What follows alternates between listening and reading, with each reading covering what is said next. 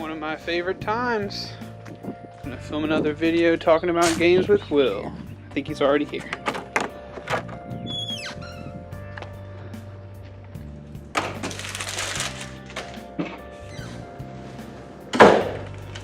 Ah, you're back. What? Never mind, I was just doing a bit. Keith, I've almost got it ready. I'm narrowing it down. I've almost got my top 100 for you. Will, I like you. And first of all, nice haircut. Thanks. I like you, Will. But I believe 100 games is going to be a lot for this video. I think last time when we pitched it, you said 15 maybe? Started at 10? I don't want to be here 8 hours, you know? I could maybe make it 7 hours. Okay. All right. Let me just, give me about a minute 30 seconds. I can probably narrow this down to a top 10 for you. Okay. That sound good? I think that's plenty of time, so okay. Get to work. All right, okay. I'm a sharpshooter. What else should I be? Please don't take off my mask, revealing dark. Hello everyone, and welcome to another entry in the Game Talks saga. It is another entry. I thought I was going to say something. This is Will Inabinet. My name's Keith. Hello. I was going to let you say hello after I said your name, but then I kept speaking and again. I apologize. This is a train wreck so far, folks. Yeah, I'm really stumbling over my words. I apologize. But we're in the episode. Me and Will are here, and what we're doing is we are going to give you our top 10 games of the year. Will, you of all time. See, I don't know what's wrong with me. My dog ate a grape this afternoon. I'm a little bit concerned about it, and so my head's in a different space sometimes. She's gonna be fine. Yeah, I'm coming in and out. Anyway, Will came to me. He said, "Let's do our top 10 games of all time." I said, "Let's go," if you will. You said, "Yeah, let's go." Our last video, if that's a throwback to our last, a callback to our last video, in which Will was wearing a yellow hat with a beloved character on it. I'm still excited, Keith. It's been a week since we talked about it. I'm still on cloud 9. Yeah, I can imagine. But that's not what we're talking about. We're not talking about Let's Go Pikachu. We're talking about our top 10 games of all time. We're going to do it popcorn style. He's going to say one. I'm going to say one. And then we're going to talk about it a little bit. But not too much. But not too much. But not too much. I'm going to try not to get carried away. Because we do that. We get carried away. We wanted the God of War video to be 30 minutes, 46. Yeah, it was long. I'm going to write down some timestamps for editing. So if I'm writing anything down, don't think it's notes. Don't think it's anything about like you as the audience, like you're not paying attention. So that guy's nose hairs are out of control. Yeah, because there's a live studio audience as well for this show. So without further ado, Will, I want you to start us off. Oh, I'm going to start it off? And I want you to tell me what. Yeah. Okay. These are in no particular order. Yeah. It's just a top 10. It's once you reach the echelon of top 10, there's no ranking. There's no made ranking. It. Rest easy. Yeah. Pull up a chair, get yourself a gin and tonic, smoke you a cigar. You made it. You made it. Easy street. All right. So Keith, once again, no particular order, and I didn't limit you in any capacity in this video, but I've taken it upon myself to limit myself because I can sit here and talk about Zelda and Pokemon all day with you, Keith. Okay. Yeah, I know you can. So I've limited it to one game per series, and don't think that I'm knocking on. Like you see the Zelda game I chose, don't think Will doesn't like the Wind Waker. I love the Wind Waker. I just chose one game to represent it as a whole. You're already ready for the complaints. Yeah, because I feel like games of the same series, I like them all for very similar reasons. Yeah. So it would be kind of silly to just put like 5 Zelda games, 5 Pokemon games on there because it could very well be that. Yeah. But so today I'm gonna start it off with this is a weird one, Ni no Kuni: Wrath of the White Witch for PS3. Okay. That's a game I've never played. Have you seen what? I know you've seen what Ni no Kuni 2 looks like. I think. I can picture the art style. Yeah. I can't tell you who the main character is. I got nothing. It's the art for it was done by Studio Ghibli. People, My Neighbor Totoro, Howl's Moving Castle, stuff like that. You've probably seen it in passing. If I showed you Totoro, you would be like, I know that art style. It's a very distinctive Japanese art style. I just feel like I'm like shrinking into my chair. Like, well, there's a lot. We talk about Easy Allies a lot because they're a big inspiration for us. But a lot of times, whenever they talk about like these are the best games ever, like Shenmue 3. Yeah. Yeah. I don't know what Shenmue is either. What? And then I feel like immersion broken. Like I'm not the same as you. I do not. I'm not. It's like you feel like you're their friends listening to it, and you're Yeah. like, they're going to kick me out of the club. Yeah, but yeah, please. Okay, Still, that's top 10. And you don't need to talk about it. Yep. Okay. So it is a very unique art style. Looks like you're playing an anime kind of, and the gameplay is very Super Nintendo RPG style. I don't really have any Super Nintendo RPGs on here, but that's like the era of RPGs that I love the most. Sure. Which is like turn-based stuff like that. But it's got a very emotional story. It's one of those games where I really believe in there's a right time and place to play certain games. Like if you're not in the right place in your life, if you're not in the right mood to play a certain game, you won't feel it. But when I played this game, it wasn't on my radar when it came out. It came out in 2013. I played it in 2014. The first time I dropped out of college, I was at home at my parents' house, didn't have a job, wasn't doing anything. I was like, I need to get me a big old game to just forget about how much of a loser I feel like. So I was trying to find a big RPG to play. That one stood out to me immediately. And it's one of those games where Last of Us style, within the first 30 minutes, makes you want to cry. Yeah. And hooks you. So yeah, I was into it. And it's got it's kind of like gameplay is like Pokemon mixed with Kingdom Hearts, sort of. There's like an element of these creatures called familiars, which are like Pokemon, sort of, and you capture them, so to speak, and they can get bigger and evolve, and it's magical. Cool. Yeah. I'm excited You play for as you. a boy wizard in Boy a magical wizard. world. He's got a little fairy companion named Mr. Drippy, and Mr. he's got an Irish accent. Mr. Drippy. And I'll show you what he looks like after this, but really funny at the very beginning, the sad moment. This isn't a spoiler because this is like the crux of the game, but the little boy Oliver, his mom dies, and he's just moping around crying all the time. And a doll that his mom gave him, he cries onto it, and then through the magic of friendship and love or whatever, it comes to life. Yeah, it drips onto him, comes to life, and immediately he starts talking crap to Oliver. He's like, "Snap out of it, crybaby bunting," calling him a crybaby for crying about his mom. And I was just like, I love this game. This is amazing. I'm gonna be Mr. Drippy's my ride or die. Beautiful. So Mr. that's my Drippy. first Ni no Kuni Wrath of the White Witch for Okay. PS3. I'm gonna hit you with the Japanese. Well, I'm assuming it's sort of Japanese, but also a mixture of the Western styles. Kingdom Hearts 2 is on my list. Keith, Did you also pick it? no, but I was thinking about putting one on there. So Yeah. So I'm really Kingdom pleased Hearts with you. 2. Sorry, let me write down this stamp. I want to make sure I get everybody so we can edit these picks up real quick. Kingdom Hearts 2. It's just a big game for me. I enjoyed it. I played Kingdom Hearts 1, but I think I was a little bit too young to really fully get into it, play it, beat it, and stuff. So I think I probably just keybladed around, did my thing. But Kingdom Hearts 2 was right in the heart of got nothing to do, love me some gaming. Yep. And so I just love Kingdom Hearts 2. I love the different keyblades. I found it very difficult to get different keyblades in the first game. Didn't even know if that was possible. But the different keyblades in the second one was a big aspect for me. Really enjoyed getting a new keyblade. I like the Disney edition. Now looking back on it with my rekindled love for Winnie the Pooh. There's a Winnie the Pooh level, I think. So I'm just nostalgically looking back at that. Kingdom Hearts 2. Really enjoyed the game. I'm looking forward to Kingdom Hearts 3. I don't know what else to say about it. Combat's fun. I hate. That's one. Will and I can still be friends, but I hate turn-based combat. I hate it. I don't like it. Speak for yourself, Keith. I don't know if we can still be. No, I'm just kidding. But, yeah. I think that's okay. I think it's okay we can and that makes our things different. But it's, that one is just like you're flying high. You swing you swing your blade and you fly across the arena like. Yep. I like it. They consider Kingdom Hearts to be an RPG, but it's the most bare minimum RPG. Yeah. It's just mostly whacking around, hitting stuff. Exactly. And Flying around with what I Tinkerbell. like. It's fantastic. Hack and slash. That is something I enjoy. Hit me with another one, William. All right, I got Mother 3, another Okay. Japanese RPG. This is the sequel to Earthbound. Earthbound, Ness from Super Smash Bros. The sequel, because Earthbound is called Mother 2 in Japan, and Mother 3 never came out here, but there's a fan translation on the internet translated by a guy named Tomato. That's his alias. I think his real name is Clyde Mendelin or something. Shout outs. Okay. But he translated the whole game, and it's phenomenal. It's one of the few games.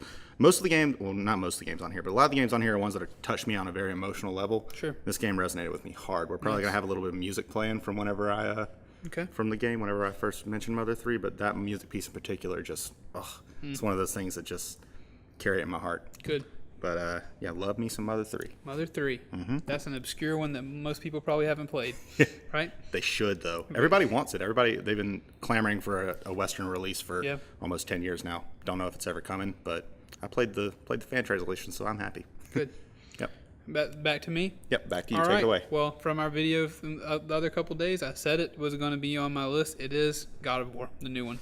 It's on the list. They earned You it. gotta let it settle, Keith. It's too Can't. fresh. That's not what I'm talking about. It's That's not the one I was talking about before the video. Okay. I mean, that one's the one I was talking about before the video. I was saying that there's maybe one on this list that's a little bit too fresh that probably doesn't deserve to be here, but it's my list, so screw you.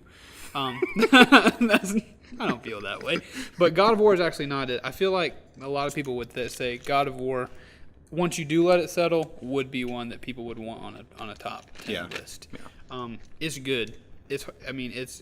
I don't want to go back into it. There's 45 minutes of it from 2 weeks ago of us talking about this game. It's good. In my opinion, it deserves to be here, and that's why it's on my list. I can't argue with that, Keith. Yeah. So what you got for me, Will? Let's see. Next up, we got Call of Duty Modern Warfare. Nice. Not a big shooter guy, Keith, but I didn't think you'd be a big shooter guy. yeah, this is the one that really spoke to me. I was about 13 when this one came out, and it's funny. I don't know if have you played like Call of Duty Online? Are you familiar with how it works? I have. So you know how you pick like perks, kind of like you get perks. Call of Duty 4 was the first one to introduce the perks thing. Right. And it's kind of an RPG element to it. It kind of took RPG elements to get me into a first-person shooter. Mm-hmm. But the fact that you choose your perks, you can customize that, you level up and unlock new weapons. Yeah. All the RPG elements really made it stand out to me and really got me into the core gameplay, which is shooting people. Sure. But I needed that like extra layer to like fall back on and really get me invested. I believe this game tracked your playtime by days. Wow. And mine is about 35 days. That is wild, Will. So about 2 years of my life, every day after school, Call of Duty 4 for hours. Loved it. Even into the Modern Warfare 2 era, I was still playing this one. Wow, that's impressive. Yep. Very impressive. Back to me then? Back to you. Take it away. All right. So I'm going to say another Sony game, another PlayStation exclusive. It's The Last of Us. Knew it. It's The Last of Us. Yes. I mean, it only could be. That game also deserves it. Mm-hmm. Games, in my opinion, that make me feel things, that give me feels, but also you can't just give me feels. In my opinion, it's not a good game if it's just a story that I don't like playing through. Mm-hmm. These games are fun. Like I would play them without the story, but the story puts them over the top. They're good games. I really enjoyed them. The Last of Us, very good. There's lots of gut-wrenching, emotional moments, but there's also very cool gameplay where you're sneaking around killing zombies. Again, deserves to be on my list. I love that game. Fantastic. I've only played through it once. I would love to play through it again. Noob. Get in line. Exactly. Well, I guess this is a good time to go into one of my favorite top 10s. It's also The Last of Us. Awesome. It's also Great. one of my favorites. Not really much I can add on top of what you said, but I do want to say there's one moment in the game where I got the game and I played through probably about a third of the game in one sitting, and I got to the point where, remember Henry and Sam? I do. Ooh, that got to the point with Henry and Sam, set the controller down, went for a walk. Yeah. Let's just get out of the house. Yeah. It just bummed me out. Dude. But that was the moment where I was like, this game's something special. This is something special. One thing that I love about that moment is that right after it happens, you got like the look of Joel and Ellie just being like, what? Like that look on their face. Cut to black, spring, next season, just bam. Calm. Love it. Love that. Yeah, that moment. If a video game, like, just think about what video games started. Think about Pong. Think about Pong, and then think about The Last of Us, and think about this game made me hurt. Like I think that's the mark of a good story. Like no good story is just it was happy all the way through. Good stories make you hurt and make you feel things, and that's what those even Star Wars. Yeah. Star Wars Empire Strikes Back, even the most fun-loving, like, jovial things of all time, it's got to have a punch to it. Exactly. Mm-hmm. I mean, whole planets get destroyed in Star Wars, but a lot of times they don't really give you the gravity of that. so I've been all into the solo boycott and everything, so I just got Star Wars on my brain right now. So, I feel you. So Last of Us gets 2 nominations for two the thumbs top up. 10. Yeah. Yep. That would be me now. I'm back. Yeah, right? yep, Sorry about that. So we're gonna call this. Sorry. And my next entry is going to be Grand Theft Auto 5. That game, I wouldn't say that game is on my list because it deserves to be there, not because I necessarily would put Grand Theft Auto 5 on a list of 10 games that I could only play forever. Yeah. You know what that means? Or not you know what that means. Do you understand what I mean? Yeah. It's not like... It wouldn't be your Desert Island game? It wouldn't be a Desert Island game, but Grand Theft Auto 5, I'm going outside of the rules of... These are our top 10, and Grand Theft Auto 5 has it's sold more. It's the highest selling piece of media in all of history. I'm pretty sure. piece of media? I'm pretty sure. Amazing. I'm pretty sure. Now, please correct me if I'm wrong. Correction music. Yeah, and maybe if they can't, maybe they're counting like shark cards and money you buy with it. But even still, you should count it. It is they should. It is the highest. I'm pretty sure the highest selling piece of media of all time. That was amazing. Quick round of applause for GTA 5. I don't know. Please correct me if I'm wrong. I heard it from a guy at work, and he usually has decent facts. That guy. But I don't. Correct me if I'm wrong, but I think that's the case. No matter what, it changes. Like Grand Theft Auto 5, like people are playing Grand Theft Auto 5. It came out before the PS4 came out, and I could still pick it up and play it. And play it with friends online. And I wouldn't get bored. I just enjoy myself, and there's something to be said for that. And it's a fun game. Yeah. Definitely a fun game to play with friends. GTA 5. Keith, I've never played a Grand Theft Auto game. That's okay. I'm not the kind of person that's going to tell you that's. I mean, You have to go home and buy it and play it. I'm not a GTA acolyte or anything. It was just a fun game to play with friends. Yeah. I mean, especially the online aspects. You are a guy. I mean, the killing innocent people, that kind of rubs me wrong, but you got to do it sometimes. That's I have actually played it like in bits and pieces. Like someone's like, "Hey, kill this hooker real fast," that kind of thing. But like, I've never sat down and played it more than that. But the online thing, like, do jobs, make money, buy your own apartment, have a 10-car garage full of cars. Like, that's a thing in that game. Yeah, that's GTA Online. You do jobs, you get money, you buy cars. Like, me and my friend Zenas from Dungeon Boys, of course. Yeah, shout outs. Me and Zenas and our buddy Matt played it a lot.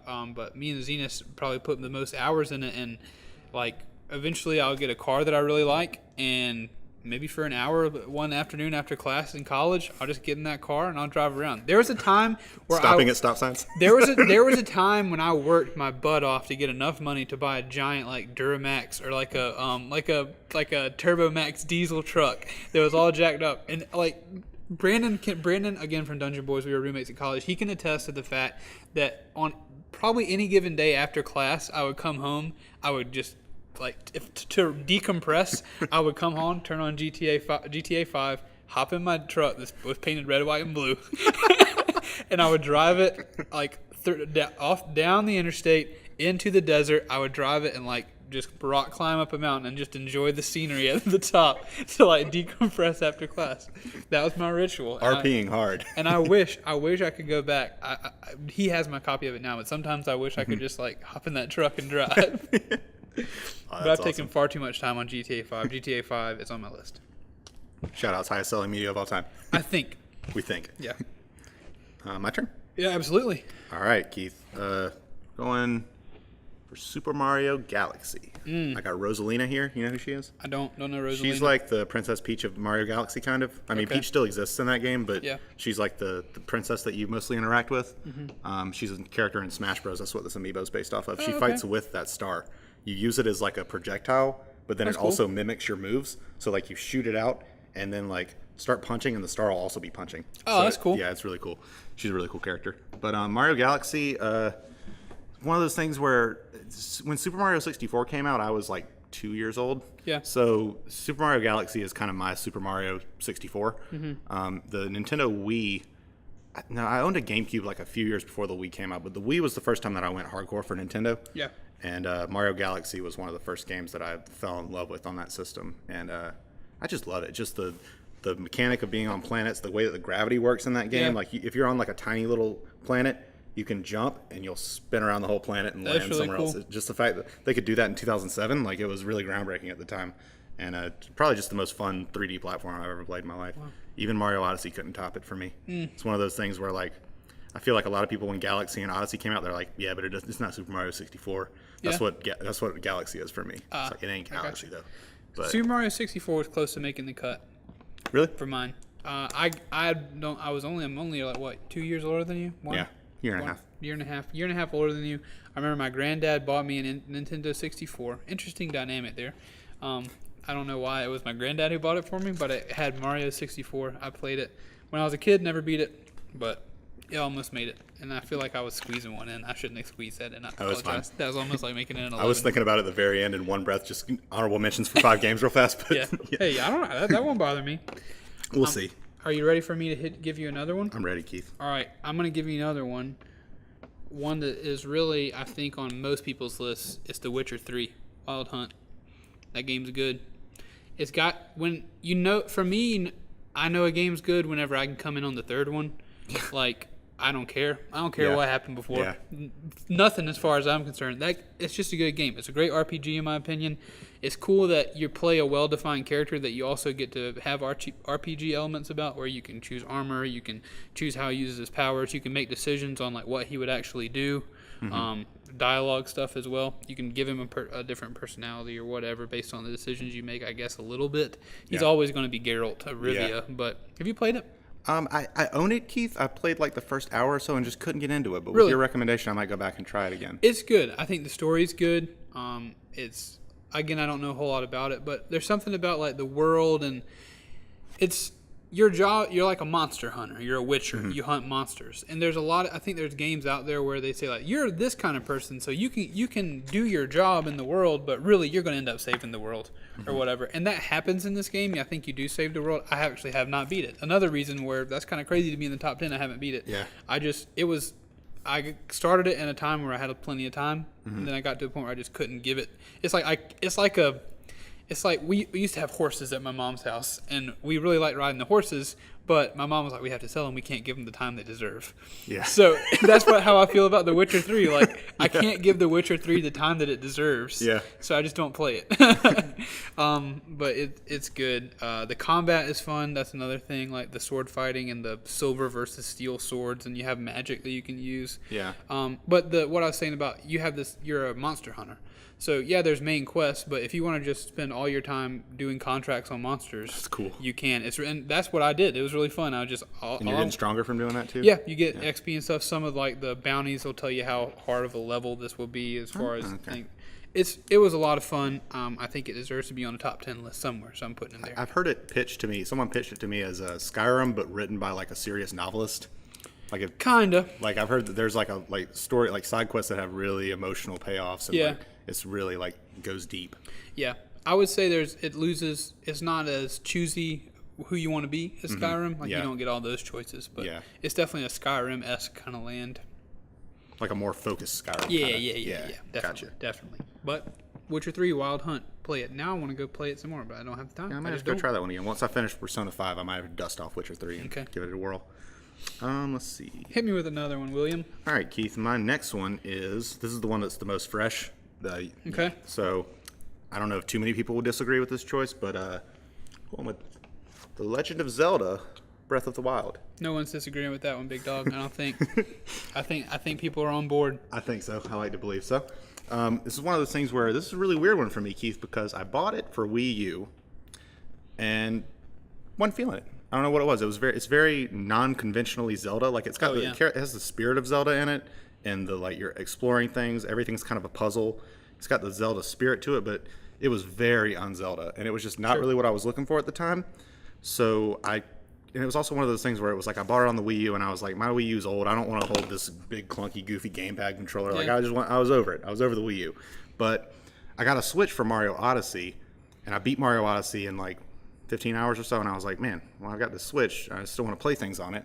Maybe I'll give that Zelda game another whirl. Yeah. And also just the fact that it was portable now, I think increased my enjoyment of it a lot. Just that the adventure never had to end. If I had to leave the house, I could take it with me. Sure. And that just kept the seamless nature of it. As a brief question, do you think that also could be with the Switch, it's almost more exciting because it's a handheld console, but this game feels bigger than handheld. Yeah. But when you're playing it on the Wii U, it's like this is a really big game, and this game system's kind of clunky. Yeah.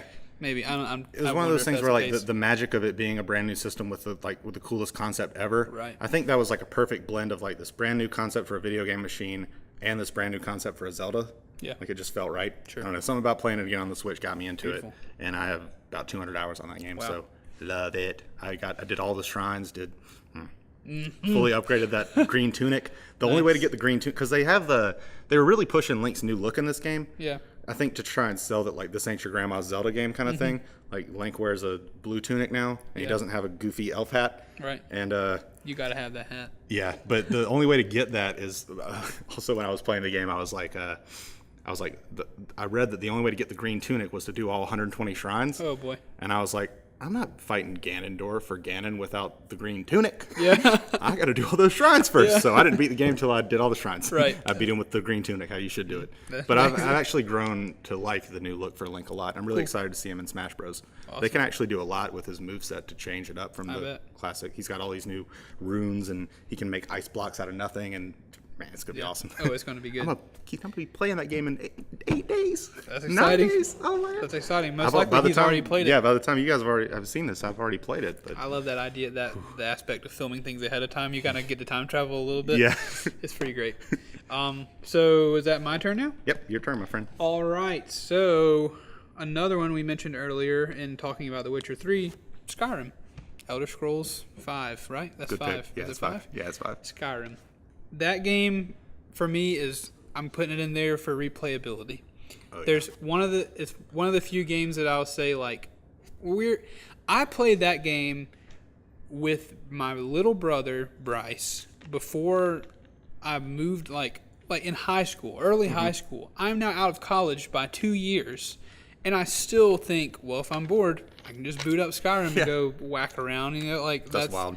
That's crazy. Yeah. That's crazy. You got the new version? No, I've never. That's another thing for it. Never downloaded any DLC. I'm always vanilla Skyrim. I still find enjoyment playing. Keith, but like real talk, that DLC is really good. I man. know. You I gotta need to. play I it. need to play it.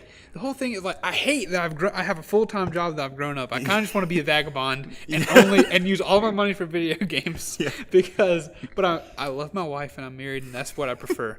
But part of me would almost say like, you know what, I'm quitting and I'm just playing games so somebody pays me for it. And part of That's me, the dream, isn't it? yeah, Keith? part of me wants to do that whenever she gets just a cushy lawyer job. That I'm might just gonna be sit it. at home. I'm gonna sit at home. That's your opening. Yeah, I'm gonna sit at home until someone pays me to do it. Yeah. But it's just amazing to me. It's that far removed, but I can still enjoy playing that game. I can still enjoy. There's still things I haven't seen. There's still things I haven't done. I love it. Keith, I really think you should treat yourself to that special edition. You'll get a prettier version of Skyrim, all the DLC. You'll get that's basically like a new game's worth of content in there. I know. I need to do it. It's just sitting there waiting on you. It is. My turn. I need you to tell me another one. Okay. Let's see. I did Last of Us out of order, so I need to go. That's okay. All right. Let's see. This one, Keith. BioShock. BioShock. You One played I this have one? not played. Ooh. I need to play it. I feel Scratch like- Skyrim Special Edition. Go play BioShock. Okay. They re-released it for PS4. It looks prettier now. So, Okay. Yeah. This is one of those games I think I mentioned in our God of War video. This was the first game.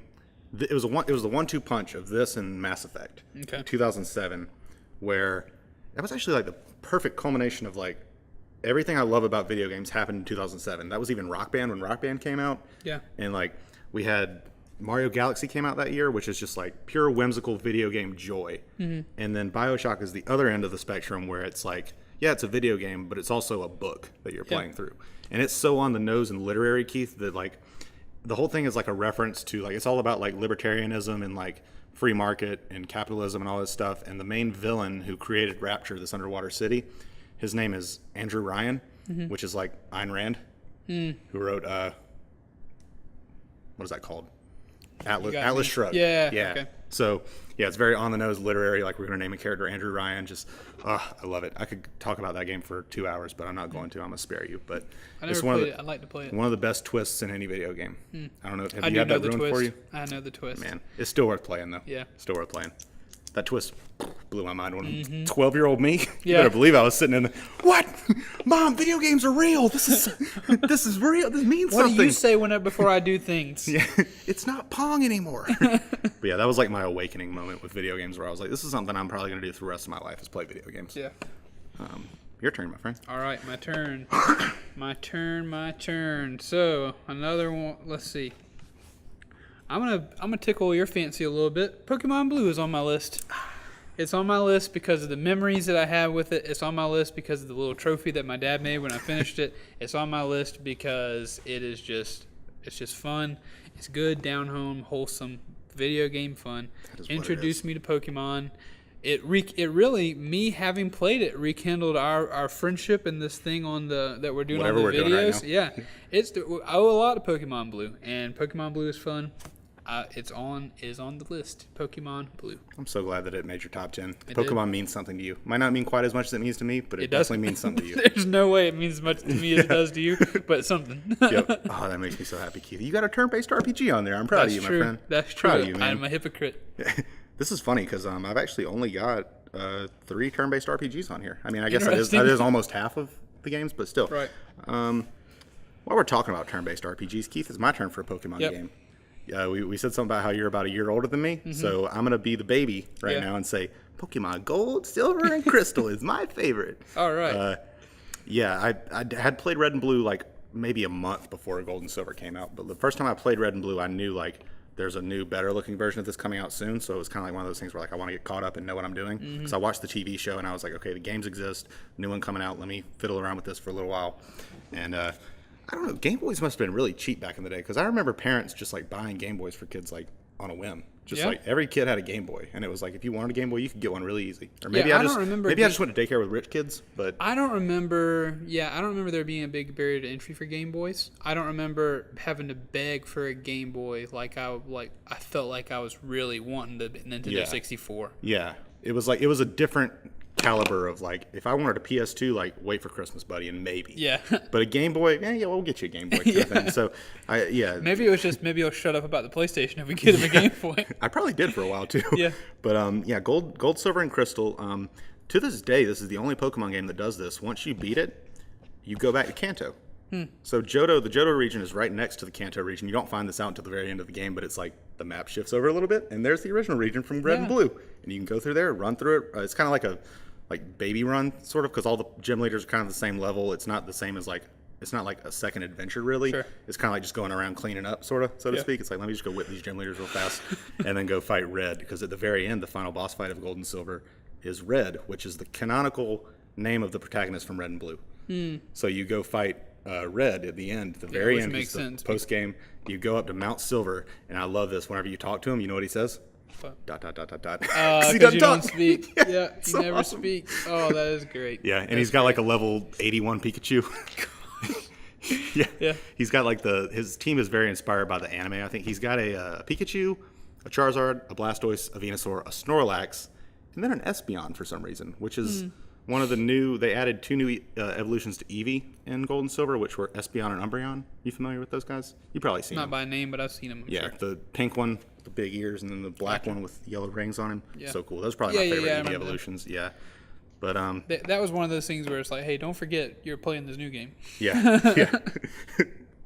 All right. All right, I was about to get crazy, start talking about Pokemon again, but Okay, we gotta reel that back in. Reel it back in. We gotta okay, reel that your back turn. in. All right. I apologize for these timestamp pauses here. It'll make life easier later on. My next on the list, Assassin's Creed 2. I liked Assassin's Creed games. I have not played Assassin's Creed Origins. I'm a little bit frustrated with the Assassin's Creed franchise because they went at a sprint there in the last couple of years, and they kind of trashed it a little bit. Diluted the brand. They did. Yeah. But I think Assassin's Creed 2 was a height for the series. Number 1, a little bit repetitive. Number 2, I think they hit a good stride. They had a believable, cool character named Ezio Auditore da Firenze. Thank you. Yeah. His story was cool. Family killed, and it made sense why he needed vengeance, why he was going after it. But also, you had the thing of we're assassins. We don't kill for revenge. We kill because people need to die. Yeah. Stuff like that. I enjoyed the story. I enjoyed all the kind of history and stuff and how they weave no, this is actually what happened back then. It's like the history you learned in school. No, it's the assassins were all about this. But that game, I just really enjoyed that game. I think they nailed the combat. They gave him the 2 blades. It made sense. You got 2 arms. Why don't you have 2 blades? So that's a classic sequel move. Give Yeah, him 2 exactly. blades now. Yeah. I think Ezio, I enjoyed the rest of Ezio's saga, Brotherhood, and Revelations. I think I enjoyed the rest of those, but I think number 2 was the peak of the series for me. Nice. Also, never played in one of those games, but the historical aspect always is what made me want to try it. Yeah, I think if they would have just, in my opinion, if they would have just started and they would have said, "You are assassin. You play an assassin. The assassins were this secret brotherhood of people that killed bad guys. They fought with the Templars over these ancient artifacts or whatever. If you did that without adding in the futuristic, like present day aspect where you're living through someone's memories, dude running across buildings and stabbing guys after he jumps off the buildings, that's cool enough. I don't need the tech part. Yeah, I think that actually is what turned me off to most of it. It's like, wait, I'm not actually an old assassin. I'm like Matrix style, or like reliving memories of my. Like, So I'm not going to trash Assassin's Creed. Really liked Assassin's Creed 2, but I could have done without all that stuff. All right. Okay, I think I'm down to the last two. I believe I am as well. This is a weird one. Kid Icarus Uprising. Okay. Do you know what Kid Icarus is? Do you want? You do. You want? I know I can pick him out. Do you That's want Dark this? Pit. This is Pit. All right. Yeah, he has an evil clone named Dark Pit. Oh, okay. They also call him Pitu, like Pit 2. But They say used to Pitu. call me Dark Pit at PE. That's funny. That's Sorry. funny. I've never thought about that. Dark Pit. That's funny. Anytime someone says that's funny instead of laughing, I don't know if I can believe them, but I appreciate you for saying it. It's one of those things where, like, from an academic level, that's funny. Okay. We got Kid Icarus Uprising. This is one of those things where the first one was like a weird NES game that was kind of like Metroid with a new skin. And then they brought Pit for Super Smash Bros. Brawl, brought him back. And then using his new character model, they made a new game on the 3DS for him. It's called Kid Icarus Uprising. It's really weird because it's like a third-person action game, but the beginning of every level is like an on-rail shooter. Like, have you ever played Star Fox? Yeah.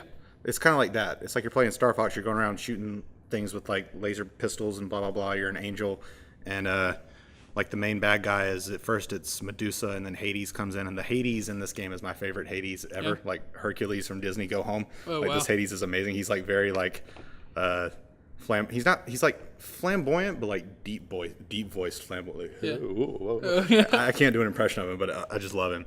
And it's one of those things where it feels like I'm playing an Adventure Time game that's not Adventure Time. Just like the humor, the whole time you're flying through every level, there's nonstop voice acting. Characters are talking to each other. Pit communicates with Palutena, who is like his god. She's the goddess, and he's like her knight, sort of. And they can communicate telepathically while he goes off on missions for her. Cool. And so pretty much the whole time you're playing, like even in the Star Fox-esque levels where you're like going through shooting things, there's always on the bottom screen anime portraits of all the characters, and they'll like pop up and then they're talking the whole time. Yeah. Fully voice acted game on the 3DS, which is like kind of weird. Yeah, that's wild. But the caliber of voice acting, like one of the villains in it, her name's Viridi. She's the goddess of nature, and she hates humans because humans destroy Earth, kind of thing. Easy. Yeah, classic.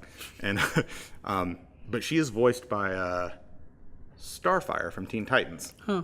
So that also fuels into the fact where I just feel like I'm playing a Saturday morning cartoon while I'm playing it. It's just it's one of the funniest video games I've ever played. Awesome. There's like some fourth wall breaking where there's an enemy that looks like a Metroid, which is like the little aliens from that Samus fights. And Pit's like, that looks kind of like a Metroid. And Palutena's like, don't say that. You're gonna cross the stream. Something to the effect of like, you're gonna cross the streams. Like, I like that. if you say that, shit's gonna get wacky. That's funny. Yeah. I just said another bad word. So You don't have to say that. We got it. We'll bleep you hard. okay, take it away, Keith. All right. Let's see. Not my last one. Second to last. I'm gonna put The Long Dark in there. Have you ever heard of this game? I've seen your gameplay of it. Right. Yeah. The Long Dark. It is a survival, crafting, sandbox sort of kind of game. You don't build the world. It is the description of the game says it best, where it says like there are no zombies, there are no enemies. It's just you versus nature, and how long you can survive. They added a story into it, which was really good in my opinion. I really enjoyed it, but I know it's kind of weird to have. It came out in 2014, early access. It went 1.0 late last year, and it's the best survival game I've ever played. It's this game, like for me, every time you boot it up, some new experience can happen. I've been playing on the channel, which if you watch this, you may have seen me play The Long Dark before. I have 80 episodes of the survival mode in the bank. 80 20-minute episodes of me surviving in the cold wilderness. And each time I don't think there's any episode where I think, oh, this is boring, I'm ready to stop. Yeah. Because like the way the game works is like you're always getting hungry, you're always getting cold, and you're always getting thirsty, That's and cool. your clothes are always deteriorating. Like, you have to keep moving or you die. And you don't want to die, so you got to keep moving. And so every time you're doing something, like, that's the easiest game to do commentary of, in my opinion, because while you're doing one thing, you got to be thinking about what you're going to do next. Like, if you're sewing up your clothes, you got to be thinking about where your food's coming from. Yeah. Because if you sew too long and you're out of food, you're out of luck. Yeah. Or, like, if you stack too much, like, you kill something, you put too much meat out on you, guess who's coming for you on your way back to the house? Wolves are coming for you, and they're going to try to kill you. Surprise, there's a bear around the corner that you didn't notice. He's going to try to kill you, and they don't make short work of killing you either. And it's just one of those, like, it always gives you a new experience, even though, like, it's like this low poly art style. So does it look like Minecraft? It doesn't look like, no, it doesn't look like Minecraft. It looks, you just click on it one time. It's Okay. It's not low poly in that it's just it's not photorealistic. Okay. It is relatively cartoonish-ish kind of. Cool. You'll see what I mean if you just check it out for a second. But it's unforgiving. I've been playing it on 80 episodes on normal just because I want the excitement, but also I want to be able to keep going and see how long I can go. But man, it's a good game. I love it. Yeah, I've never liked any survival games. I might have to check that one out. That sounds really cool. It's cool. All Should have right. got in an early access, but sorry. All right. My final one. This is a fun one, Keith. Hit me with the fun one. Super Smash Bros. For Wii U. I've got the Wii U one because it's got the most characters. Yeah. A lot of people are like Melee purists. They're like, yeah, but you can't frame skip, whatever I don't know. There's a bunch of technical stuff you can do in Melee that apparently makes it the best one. But I like with the Wii U one because it has 60 characters.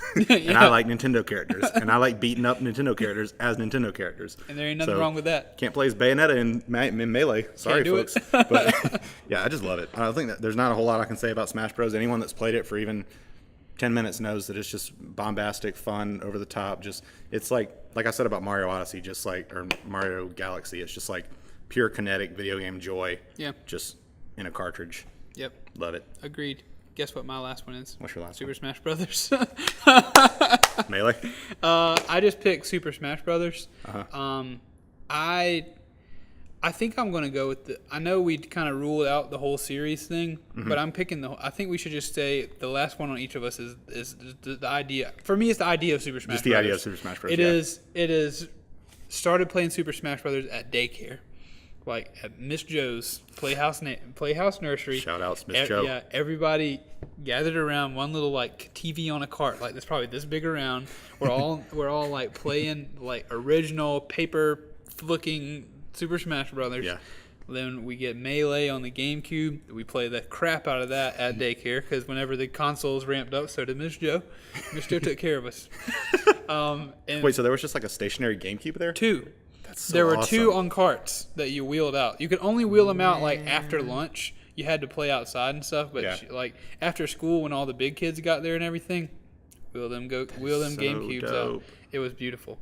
I smashed a Game Boy Advance against my head on that at Miss Joe's one time because I got upset at a Sonic the Hedgehog game, and I had to rake leaves before I got another one. A lot of That's them. funny. That's funny. Yeah. So you played a Sonic game on the Game Boy Advance? Yeah, and I just smashed it against my head. That It would was be my terrible. Game Boy.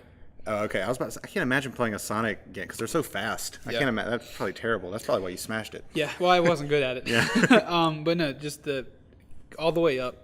Super Smash Brothers is just fun. You're right. It's down home video game fun. You can't nitpick it. Like it's just fun. It's just so I don't fun. think you need to nitpick it. That's like nitpicking something that don't need to be nitpicked. I don't know how else to end our video, but why don't you hit me? I mean, I'm just really happy that we got two of the same.